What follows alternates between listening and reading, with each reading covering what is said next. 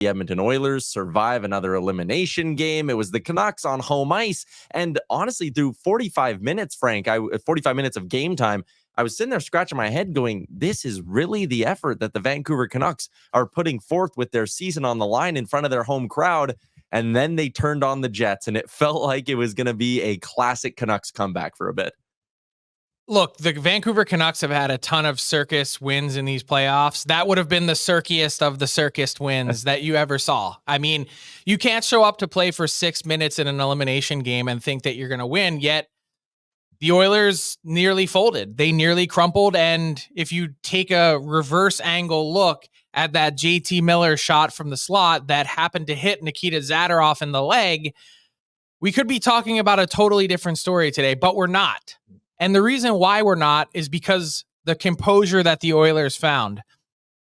It was a timely timeout from Chris Knobloch, and then at the next television timeout, it was Darnell Nurse huddling the team around to send a message to the group to stay on their toes, to continue to be aggressive. And aggressive is exactly what the Oilers were from puck drop.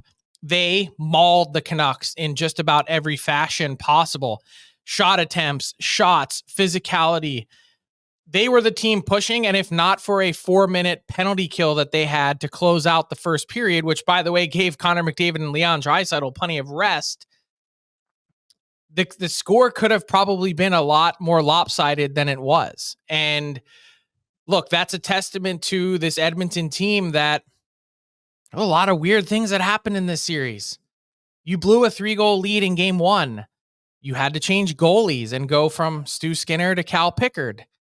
You never led in this series once. You were down 1-0, 2-1, and 3-2. And yet, I loved what Chris Knobloch said after the game. He said, we didn't spend a lot of time thinking about what could have been. What could we be talking about today? An abject failure of an Oilers season. Losing to a relatively or comparatively easy team in the Canucks, which they weren't an easy out by any stretch, but compared to Vegas or Colorado, I think everyone 10 out of 10 would agree that the Vancouver Canucks aren't built the same way. Yet the Oilers struggled with Vancouver all season long from start to finish, and they finished the season with a 4-7 record against Van in 11 games. 4-7.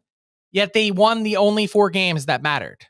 And they're moving on to the Final Four for the 3rd year in a row. They are Canada's last team standing.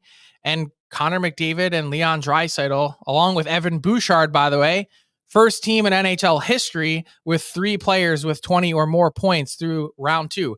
That includes the insane scoring years of the 1980s. First team in NHL history that they have 3 players with 20 or more points. It's crazy to think about. They've got a real shot now against the Dallas Stars.